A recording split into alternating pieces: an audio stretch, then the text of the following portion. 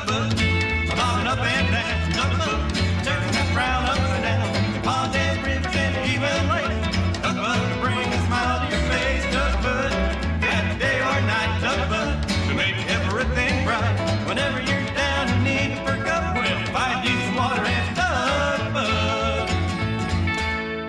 Now if your team loses the game, you begin to feel ill.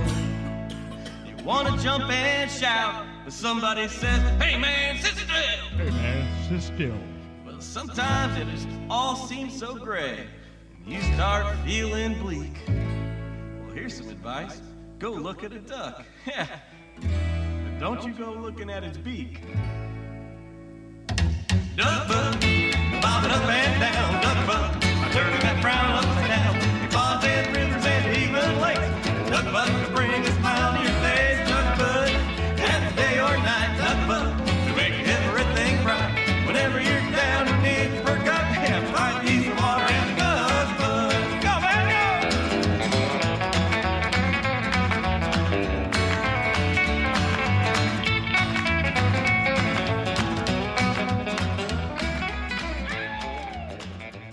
Nate Gibson may not be a household name, but his rockabilly novelty, Duck Butt, released in 2017, reminds us that there's something silly about our favorite feathered waterfowl. Ducks may seem elegant, but when they need to eat, they put their beak in the water and their tail goes up, and that's when you see those legs churning in the water. It's chaos. You're on stage. There are 100 people in the audience. You're beginning to sweat. You're holding the podium in front of you, and your presentation is frozen. Sounds like chaos. When Dean Griess sat down to write a book about public speaking, he wanted to make sure that the readers wouldn't feel silly in front of an audience. He wanted to help them glide smoothly along the stage and not flail furiously like a duck with its butt in the air. His book, Don't Show Your Duck Butt, contains practical strategies to conquer nervousness, capture attention, and create remarkable experiences. This week on Next in Queue, Dean and I discuss understanding public speaking fears, the vulnerability of speaking to an audience, tips for overcoming nervousness, the importance of body language, navigating technology in presentations, buying time during presentations, and the role of breaks in long sessions. Let's get to it.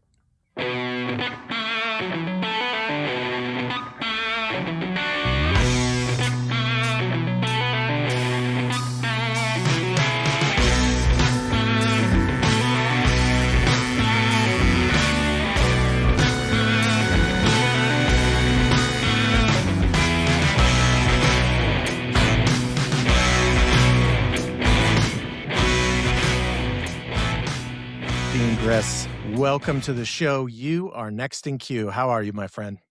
I'm doing awesome, Rob. It's so great to get a chance to catch up with you. It's been a long time, but I'm so glad we're getting a chance to chat.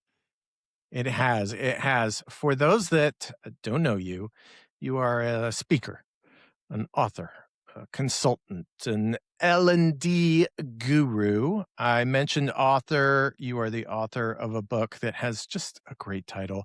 It's called Don't Show Your Duck Butt, Tools to Kick Ass in Front of Any Audience.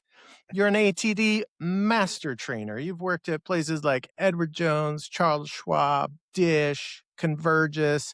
You've delivered over 10,000 session hours and trained and coached over 1,000 presenters and facilitators throughout your career.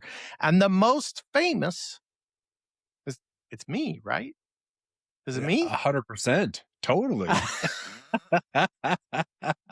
Once upon a time, you actually were my boss at Convergys for a while. For a hot minute. That was back in the day when your Royals took a magical run to the World Series. And I remember saying, hey, man, I got tickets for this. Are you cool? Like, go. Don't miss this opportunity. It was great. My wife got me those tickets for my birthday. I took my best friend. We had an amazing time. It was the most raucous I have ever experienced Kauffman Stadium in my entire life. It was the playoff sports in like football, baseball. When you are live there, it's like nothing else. So Oh, yeah. yeah, it was great. Yeah, it was, and the only thing I can somewhat connect with that on is, um, I had a chance to go to Game 3 of the World Series when the Rockies played the Red Sox, and even though the Rockies got swept, the electricity in that building was exactly to your point, unlike anything I'd ever seen. It was so amazing. Yeah, one of these days, the Rockies will, I don't know, figure out how to play competitive baseball, much like maybe my Royals will once again figure out how to play competitive baseball. It's been a minute, and I'm not sure that that's coming anytime soon, but I'll be excited when it does. I want to start by we got to dig into the title of this book. Why did you call the title "Don't Show Your Duck Butt"? Explain yourself, Dean.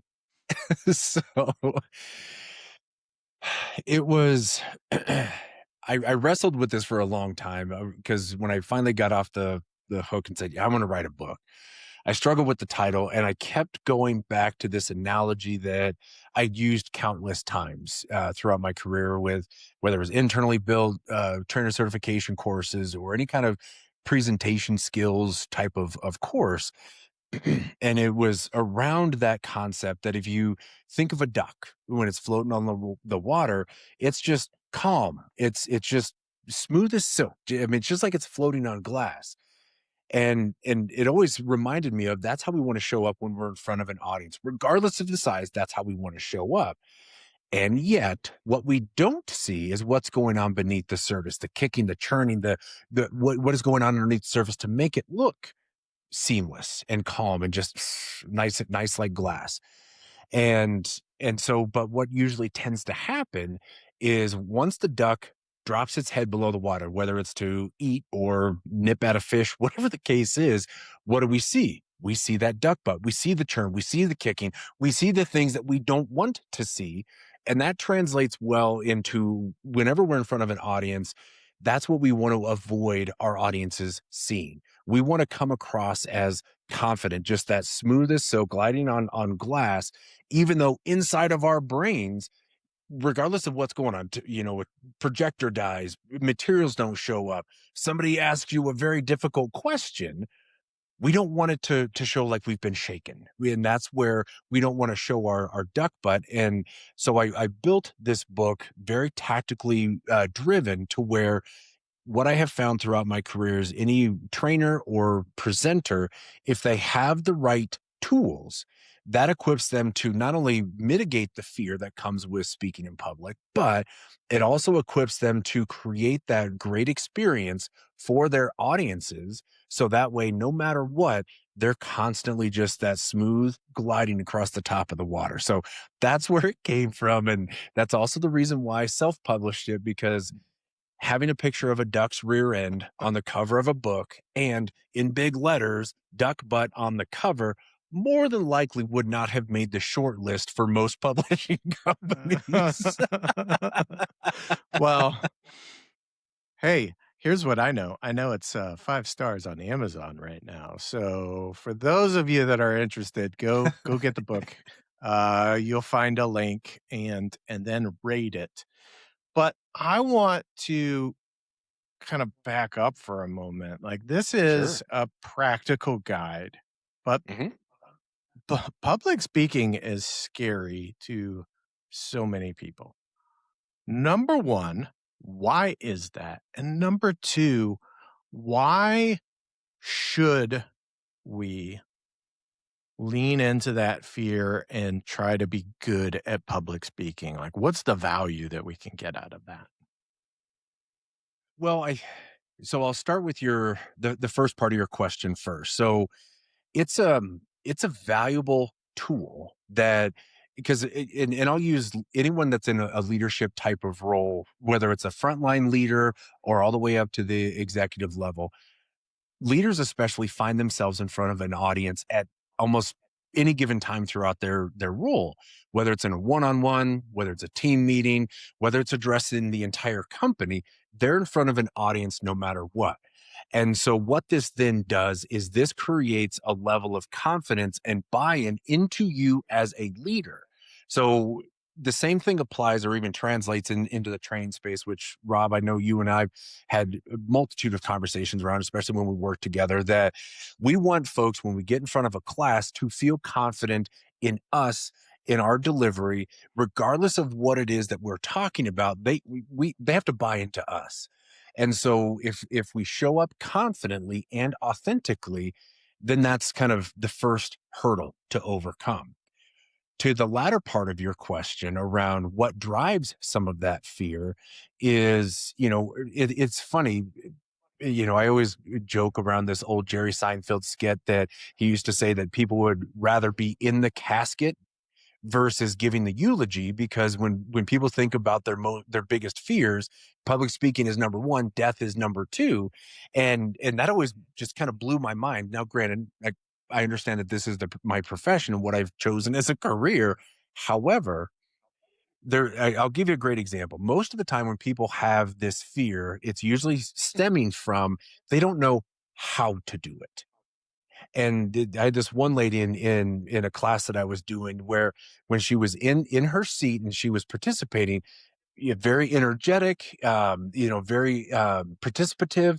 She was very engaged into the class. But as soon as it came her turn and she got up in front of this small group of about 15, she became so overridden with fear, like she was holding the paper and you could audibly hear the paper shaking in her hand.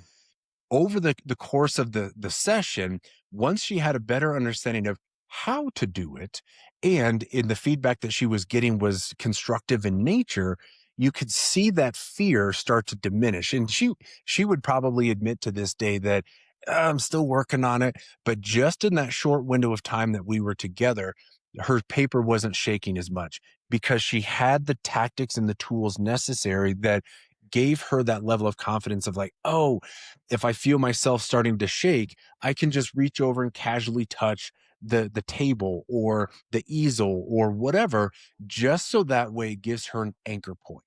And so that's why I wrote the book. Is the more equipped we can be, then it creates that level of confidence and mitigates some of that fear. So but that, hopefully that answers both your two-part question there.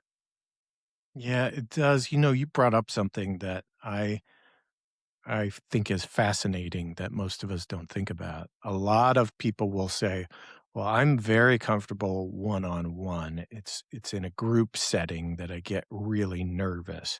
At the end of the day, though, that communication is still with an audience. What is it about the volume of the audience that changes our perception about whether or not we can communicate effectively? I think from what I have seen is it feels more natural to folks to have a one-on-one conversation. Whether you and I were having this conversation in person or we're doing this via computer screens, it feels more natural to have a one-on-one conversation. And yet, when you get up in front of a group, you may not even have a stage, but you're standing up front. Everyone else is sitting, everyone is looking at you. This puts you into a very vulnerable position, because then you start playing those mental games with yourself of like, oh my gosh, they're judging me for what I'm wearing, or do I have something hanging out of my nose, or did I say the wrong thing, or all of that stuff just plays those mind tricks on us, and then it starts to get into our way. And I think that because it is a very vulnerable spot, that's where you'll start to see people create these inherent barriers between themselves and their audience. Like they'll cross their arms or they'll cross their legs or they'll stand behind a podium and not move, or they'll try to create some sort of comfort or protection for themselves because because it is a very vulnerable place. and we start playing those mind games with ourselves. So I think that's where that kicks into plays, because there's more eyeballs and everyone is looking at you. Yeah, absolutely.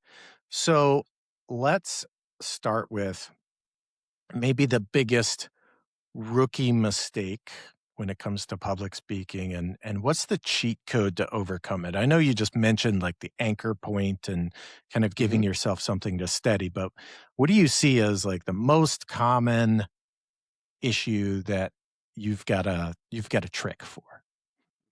So it's funny. I got a question. This was, I don't know, probably 8 years ago. I had a guy that I worked with, awesome guy, super guy.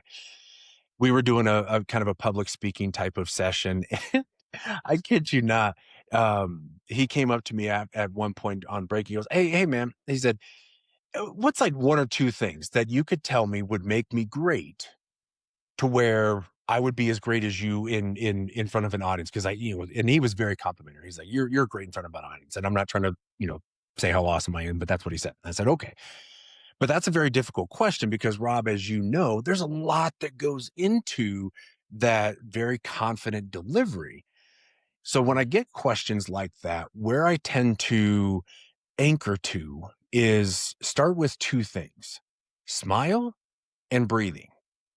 Because if you have that smile, it becomes infectious. And if you're issuing a smile, then it shows a level of authenticity. And from that point, people will start to smile back, which then creates a comfort level for you. Beyond that, where folks start to get in their own ways, they don't breathe as well as they should, because as they start to get nervous, they're not taking deep enough breaths. And then as their breaths become shallower, their shoulders start to tighten. As their shoulders start to tighten, their vocal cords start to tighten. As their vocal cords start to tighten, they start talking a lot faster. And then it becomes this snowball effect. And it all starts with concentrating on that breath and just making sure that if you can keep that concentration of the breath, of getting good, deep breaths, it controls your vocal pacing. It keeps you calm. And you can make sure, which is a very big one, that this and this remain in sync.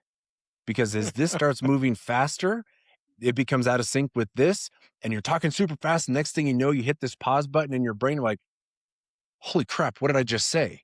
Then you know you got a problem on your hands. So those are the first two places I usually will recommend to folks as a starting point to kind of, start this process if they're brand new to it.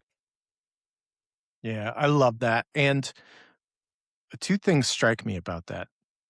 Number one is you can hear a smile, right? This is Mhm. old school contact center coaching, in that even if you can't see the smile, you can hear a smile, right? Mhm. You tell agents to smile because you can hear that change in tone even across the phone when you can't see it. And so that changes both the tone of your voice and you get the visual, right? So it's Mhm. it's two senses in one, getting someone to smile. And then a lot of what we struggle with on stage, you just talked about how, right, people want to shrink behind a podium, for instance.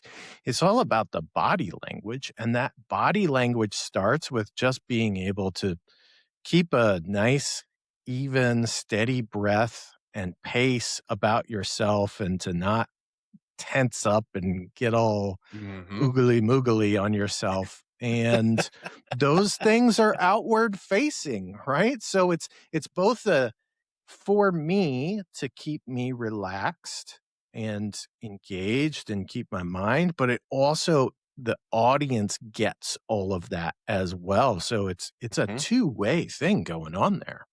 Yeah. Well, and you hit on a great point there, Rob, because a lot of times, uh, when folks first start, I'll go to like the training classes, if somebody's training a class, they try to treat it like a presentation and they end up talking at the class.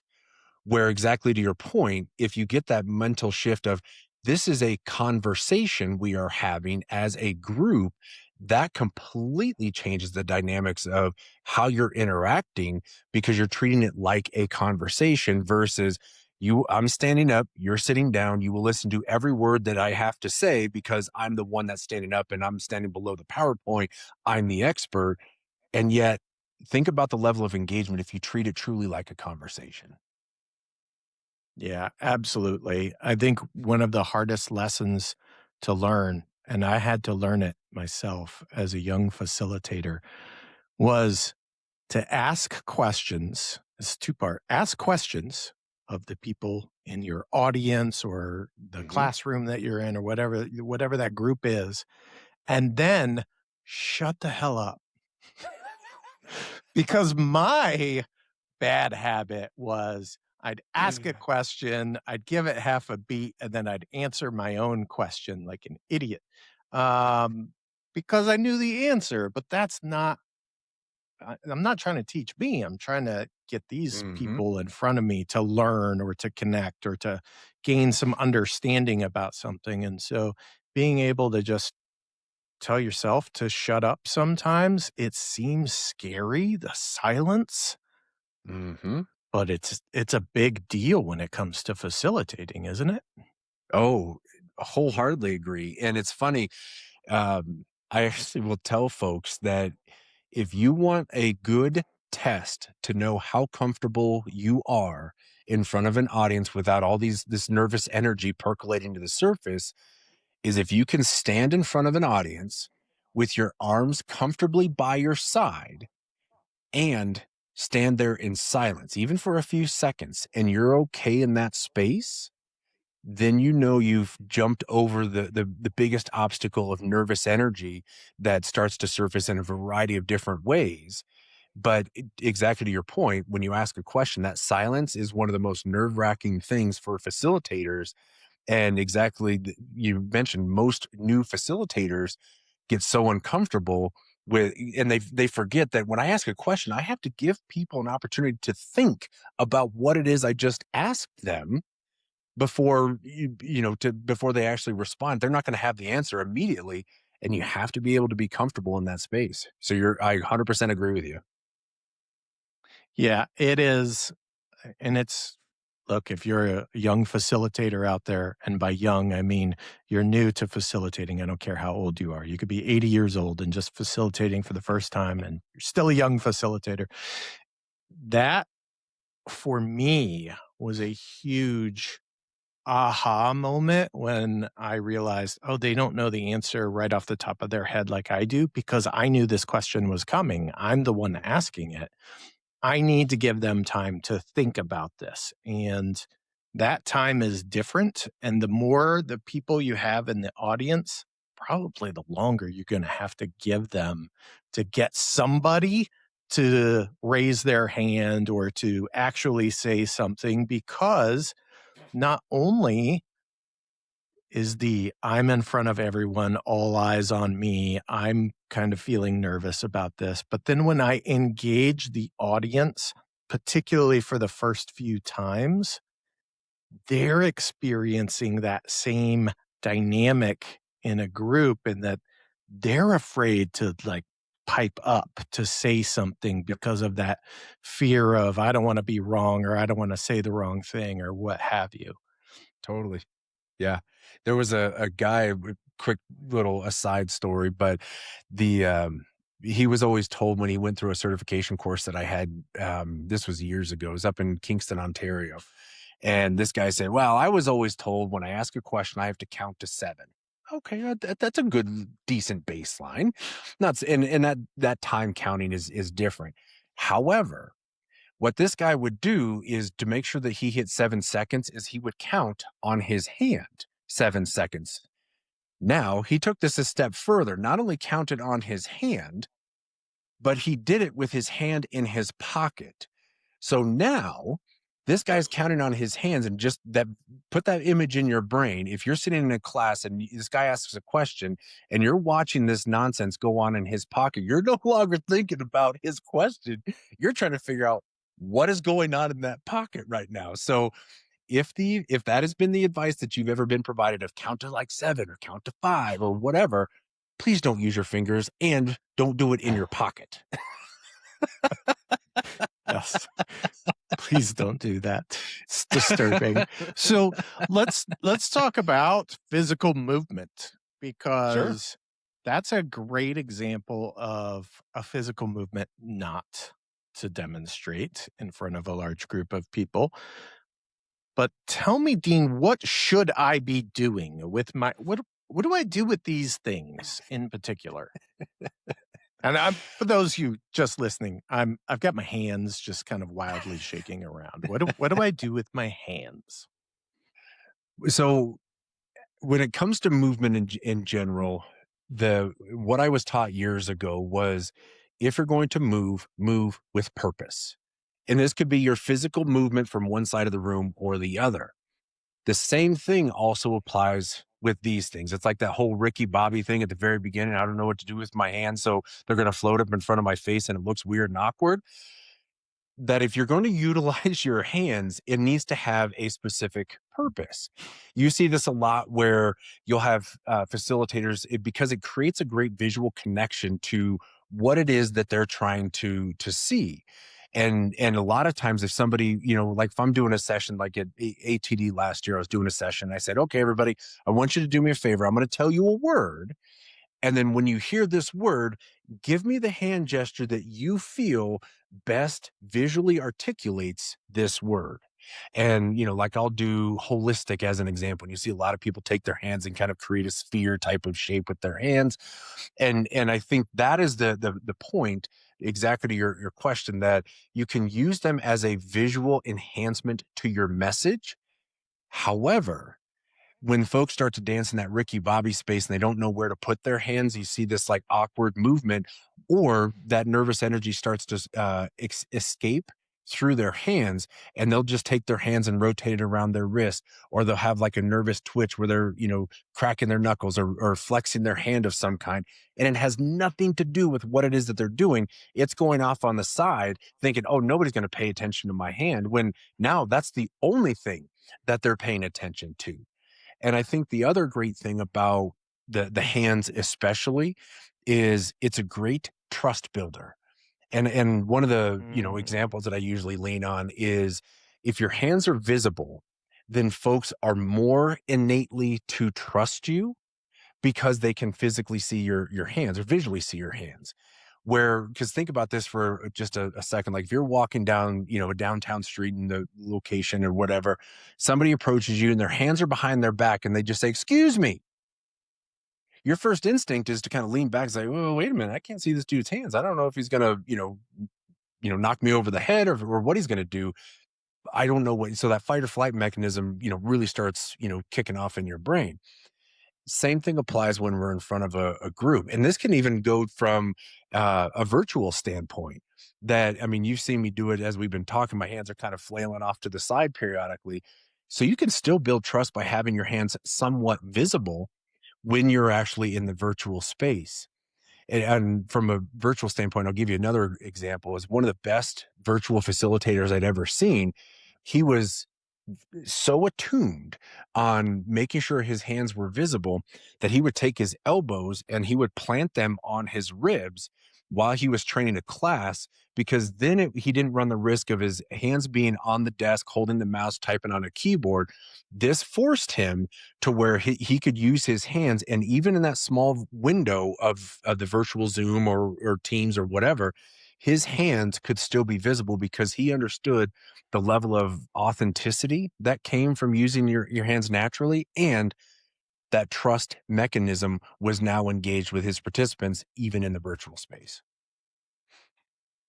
Did he call that like the T-Rex method or something? That seems It like feels like that. Like if you tried, you feel like a T-Rex, but he was masterful with it. But it does feel like that when you first start out, all your movements just in your wrists. But it's a good kind of reminder of like, hey, keep my hands visible so that way I can communicate authentically. Yeah, virtual only, folks. Virtual only. Yes. Don't do that on a stage or in a classroom. That will be distracting. Yeah. You brought up something earlier that I want to go back to. and that is the technology piece of this in live facilitation. So whether that's I'm delivering a keynote or I'm doing some kind of training session or what have you, there is often a presentation that comes with that, right? There's going to be slides or there's going to be some type of screen share so that I can show you something.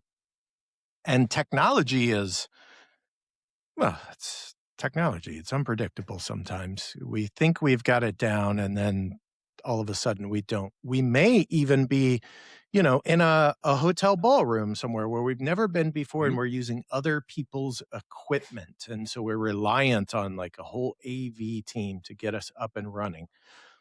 So knowing that technology often will fail us, that there will be struggles, what's the best way to overcome the inevitable? So I think where that panic moment really sets in is, and it starts with the design of the content. Now, this is not trying to cast aspersions on, PowerPoint design. However, for the longest time, and thankfully, I think we're somewhat moving out of that, but for the longest time, when content was built, it was centered on PowerPoint, where all the content that you needed to know was on the slides. Thousands of words, hundreds of bullets, maybe a small picture, whatever. And it was just a lot of information, became hard to read. But that became the focal point, not the actual trainer or facilitator. And so it's a bit of a shift when we think about using PowerPoint to our advantage. It is there to complement us. It is there to be a visual representation to enhance or create your kind of tap into those different parts of the brain to enhance what it is that we're covering. Now, it's great for, if you're going to do an activity, if you have some instructions on the slide, yes, 100%. However, it's great for reference because it's there supporting you. And so to your point, if technology dies, that's when panic sets in. It's like, oh my gosh, everything that I needed to cover was on the slides. Oh, what do I do? Where if we flip that around and if it's there to complement me and the projector dies, I can still cover what I need to cover. I may have to alter instead of like, okay, if we look at this picture, whatever, okay, fine. That's a very minor adjustment versus everything that I need to speak to is on the screen behind me. And so I think that's one starting point. Secondarily is if in the event your content is designed that way, where that is the focal point and you're there to complement it, whatever. If that usually dies, that's where having a contingency plan of some sort comes into play. That if you think that there's possibility that your projector is going to die or your laptop's going to die or whatever the situation, what is your backup plan? Sometimes you'll see trainers where they say, okay, if this happens, I'm going to send them on a break and then I'm going to, run to the printer and print out the next module. And then we're just going to talk through it. So they still have the information in front of them and I can still speak to it because hopefully I've done the preparation that I need. So that way we can still get through the content. And so, making sure that you understand what that backup plan is increases your level of confidence. So when those situations occur, you know how to handle that. Again, keeping that duck on the water persona. And I've even leaned into the fact where I'll have fun with it, where if my projector dies and I'm in the middle of a session, I'll make a joke and say, well, apparently our internet gremlins don't want me to show you that next slide. So here's what we're going to do, folks, is while I give them a stern talking to, you guys go ahead and take a break. And when you come back, we'll keep moving forward. You just have fun with it. And then in your brain, you're panicking. You're like, oh my gosh, just have some fun with it. Deploy your contingency plan and then just keep rolling. Yeah, I love that. So you're buying time. Are there other methods that you have for just buying time, even if it's not technology related, but like you need a minute? I'm laughing. I was just doing a class just a few weeks ago, and somebody had asked a question like, when I get in front of an audience, I really struggle and my mind goes like, I don't know what I'm going to say. And then I get really even more nervous than what I was in the first place because my mind just goes blank. And as we were talking through this, I shared it with the entire class. And I said, this is a great question that I think we all need to, have an understanding. But one of those tactics, and you already alluded to this a little bit already, is one of my favorite. I need to buy some time to collect my thoughts. Ask a question.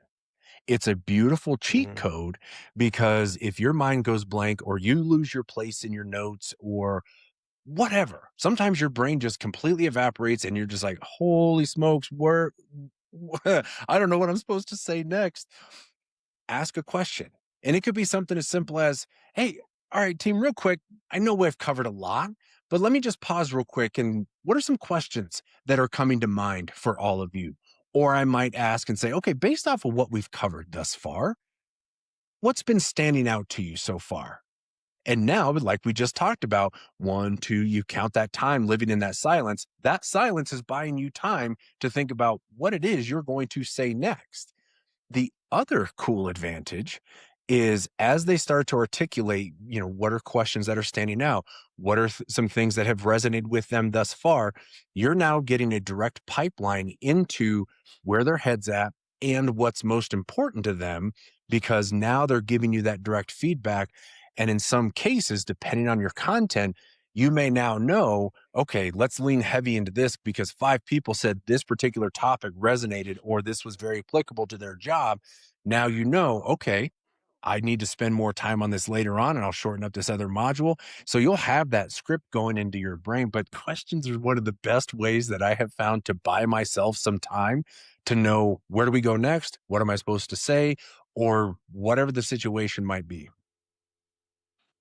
That does require a certain comfort level with your content though, right? I Totally. mean, knowing Mhm. your content is part of all of this. Like we haven't talked about being comfortable with kind of how that stuff goes outside of you talking Mhm. about like the slides are there to complement me, not the other Mhm. way around. But inherent in that is I have to know all the things that I'm going to talk about and know approximately how long all of that's going to take, right? Mhm. Yeah. Well, and I'm really glad that you asked that because there's 4 categories in the book, and it's really centered around the acronym PACE, PACE. So it's preparation, authenticity, confidence, and experience. And that preparation is one of the most vital components of it that exactly to your point, you'll need to make sure you spend enough time because there's no prescribed amount of time that says, if you have to deliver an 8-hour class, you must spend 16 hours of reviewing the content and preparing. It's going to vary by person.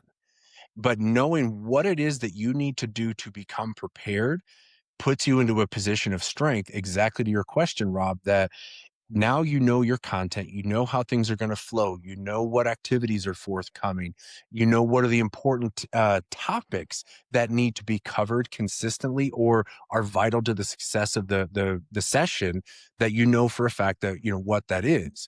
One of the things that helps me a ton is when I go through and I get material for the very first time, preferably, if it's possible, I love to see the content run start to finish so I get a sense of kind of how things flow. Sometimes that doesn't work all the time, but that's helps me kind of understand the experience.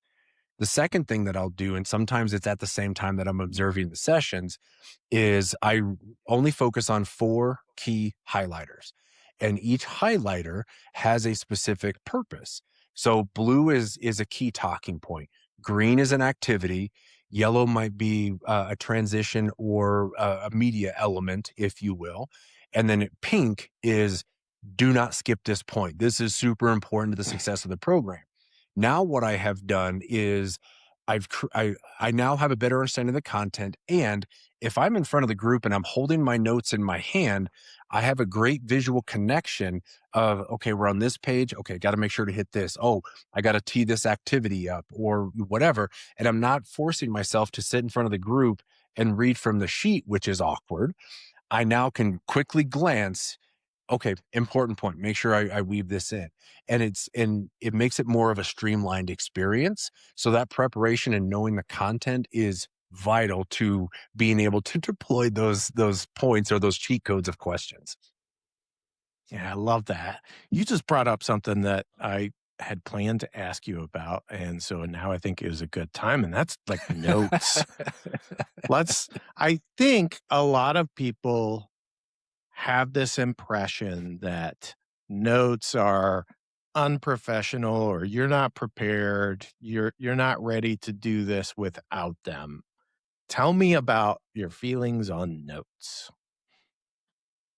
I'm in the camp that notes are 100% acceptable. Only, this comes with a bit of a caveat, only if they do not become a distraction. And what I mean by that is you can have your notes in your hand. When it becomes a distraction is if start rolling it up in your hand and you're fidgeting with it, or like that one lady I mentioned a moment ago, where she's in front of the group and she's so nervous it's becoming an audible distraction because she's shaking so violently in front of the group. We now hear the paper shaking. What I Yeah. usually will recommend to folks is if you're going to hold notes in your hand, same thing applies with markers, because sometimes we're going to have markers in our hands. Treat it as if it's an extension of your appendage. So if you're going to use a gesture of some kind and you're going to, refer or point up to the slides, I usually will, I'll use a pen here. I'll thumb pocket my marker, and I'll just, instead of like forcing myself to start twirling it around, but I'll pocket it in my hand with my thumb, and then I can still gesture. Same thing with my notes. If it's in this hand and I'm going to gesture up this direction, I just gesture with the paper in my hand. It's only when it becomes a distraction that it becomes a default. And a lot of times, you're exactly to your point, there's a fear of like, I don't know what I'm talking about. And yet maybe you're training a 2-week class. That's a lot of content to keep memorized in your brain, and having those notes is vital. Yeah, yeah, absolutely. I want to talk about longer facilitation and the importance of breaks, Dean. Can you tell us? And I know this may not necessarily be a technique in the book, but I want to just talk about how often you feel like we should have breaks when we're talking about all day or multi-day kind of facilitation, workshop, classroom, that kind of thing. Well, I think there's two things at play with your question. One, there's like the legit breaks, bio breaks, or lunch breaks or whatever. Yes, those are absolutely a necessity. What I will normally do when it comes to those programmed breaks is I'll open it up to the class and I'll ask them, say, hey, we're going to be together every single day. What is your preference? For our breaks, would you rather have one larger break about the halfway point in the morning? Or would it be better if we broke them up and did, 8 minutes early on, 7 minutes a little bit later, just to kind of break it up and give us more breaks that are just a little bit smaller? Then that gives the class a bit of ownership in how the class will flow. So that's one thing. And yet, kind of to your point, when it comes to those really long experiences, and I actually had the company that I was at, this one particular client had content that we were asked to train, and we only could afford to put one trainer against this content because the new hire training was 27 weeks long. So she was with these learners for Wow. 27 Wow. weeks. So when she started a class, she was out of commission for a quarter of the year, which is crazy to think about, but that was our reality, right? So, but I think that there's an interesting element kind of to your question, that breaks can be classified or broadened in how we define it, because we really want to break the focus of the actual learners or the attendees as much as possible. So that's where you get into some of those design elements where instead of us talking for 3 straight hours, taking a 15-minute break, and then us talking for another 2, and then taking a lunch break, and that's very mind numbing when you think about it from a participant standpoint. So really what you're trying to do is break the cycle of concentration and give them different things to focus on and changing that visual element. What I will do a lot of times is I'll use my movement to an advantage, where if I want to have, if I want to get brainstorming topics from them on a particular subject, I will intentionally put an easel or a easel sheet on the wall in the far back corner of the room. So if I want to break up the monotony, I'll blank the slide. I'll make my way back to the back corner of the room. Now this forces everyone to break their concentration, only looking in one direction. And now they've had to shift their focus to another part of the room. Same thing applies with activities. This could be self-reflection. This could be getting up and moving. This could be pairing up with someone that's currently not at your table or you're not sitting next to, or you count them off in ones and twos and threes, or whatever the situation might be. That is also a break in how their brain is actually comprehending information versus just having this onslaught of words coming at them for an extended period of time. Yeah. Yeah. It's always good to avoid the onslaught. I want to switch gears a little bit. Obviously, we've been talking about a lot of tips and tricks and cheat codes that people can find in your book, but I want to talk about the process of writing a book. I followed along on LinkedIn. I remember you announcing that you were going to write a book, and obviously, that's not an easy process. I would love for you to tell me about, first of all, why did you decide, like, what wild hair got up and said, yes, write a book? That's the thing that Dean should do. Well, so the crazy part is I'd been contemplating this for quite some time because with the number of presenters and facilitators I've worked with throughout my career, I thoroughly enjoyed helping convey best practices or tactics that would equip them for future success. So I'm like, oh, I should write a book. But I also had that, demon in the back of my brain of like, oh, you're not a writer. What do you think? Why are you even thinking about writing a book? This is such a stupid idea. That is so far out of your depth.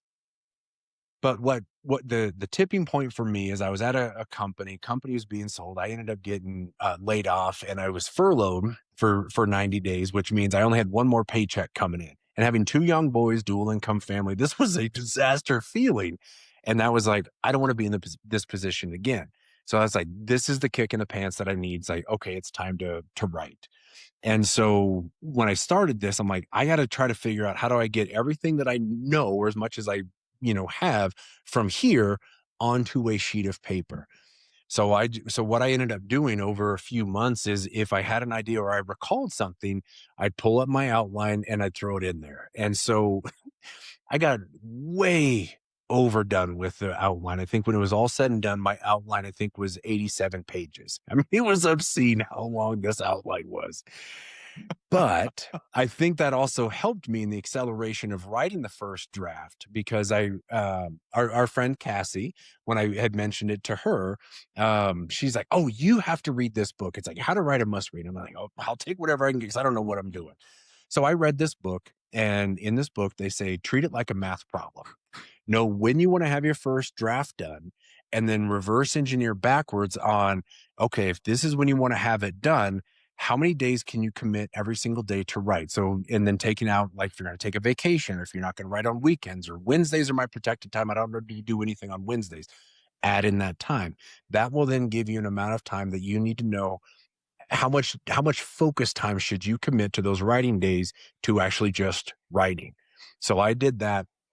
And I thought, okay, I'm going to start writing on January 1st. And this was in 2024.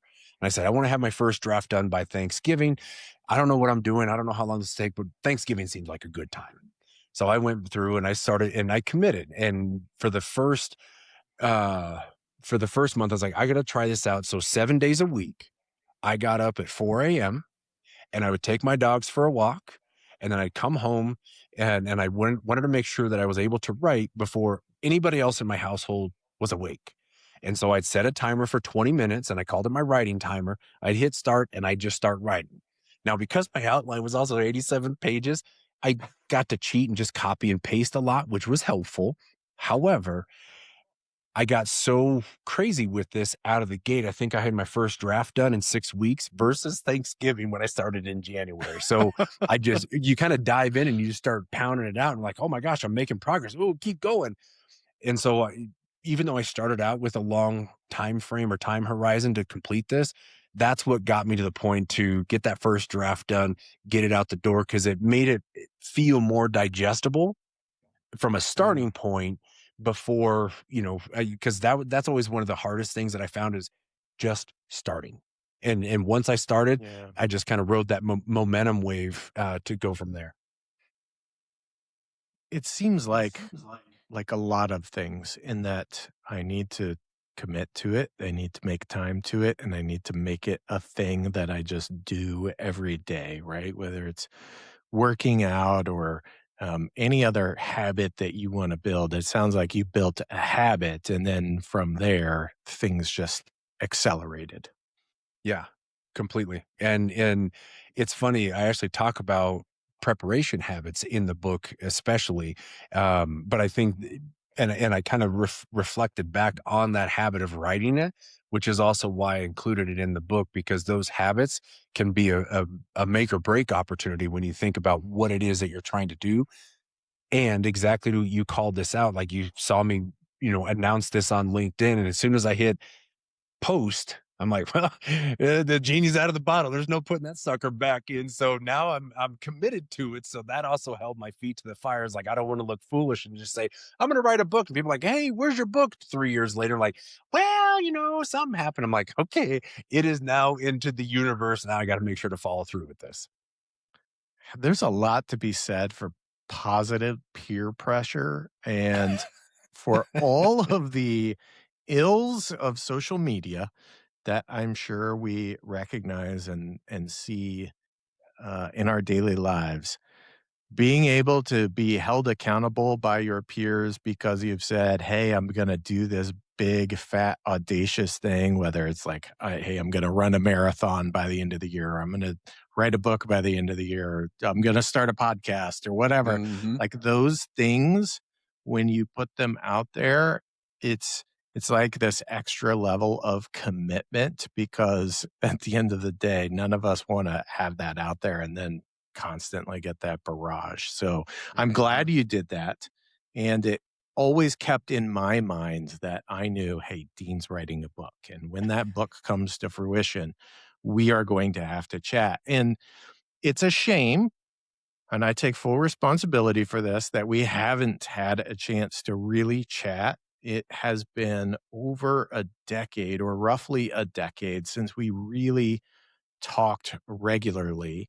And I think that's, maybe some trauma from performance appraisal. I don't know. I feel like they were probably good, but I don't know. Maybe not. Maybe.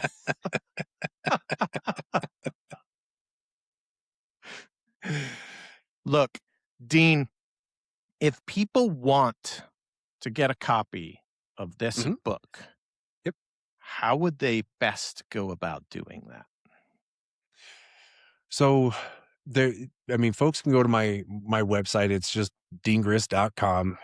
There's links that'll take you to Amazon, which is where most of them have come from, is via Amazon.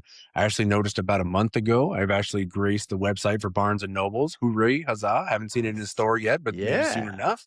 But Amazon's kind of the best place to buy it, is it's right out of the gate. But website has all the links in there as well, even though I think everybody knows how to get to Amazon, so I think that's probably easier than finding my website.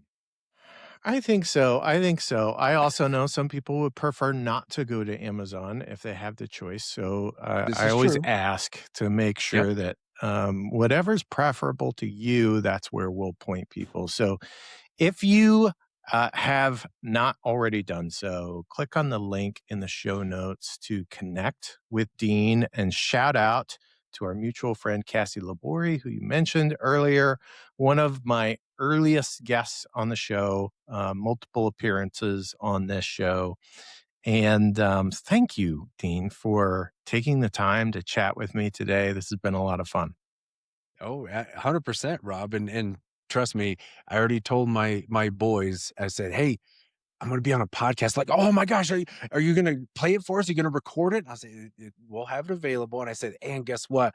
I was like, this is the guy that has all the cool Legos in his background. He's like, ah. And I said, he's got the big Millennium Falcon. He's like, Dad, that's like $200. I was like, no, bud. I was like, this is like the big one. He's like, no. So they more than likely they will care less about seeing this and seeing me. They will be more attuned to you and the coolness that you have behind you right now. So it's been an absolute honor, been a pleasure catching up and so forth. So I appreciate the opportunity, Rob. Yeah, I as well, and maybe I'll take some photos and send them over to you, and you can show the kids. Even when you're old like me, you can have a cool Lego collection. That'll be music to their ears for sure. Yeah. Thanks, Dean. Thanks, Rob. Next in Queue is produced by me, Rob Dwyer. Theme music is courtesy of Big Red Horse. If you enjoyed this episode, please share with at least one person. Word of mouth is the best way for people to discover new content. And thanks for listening.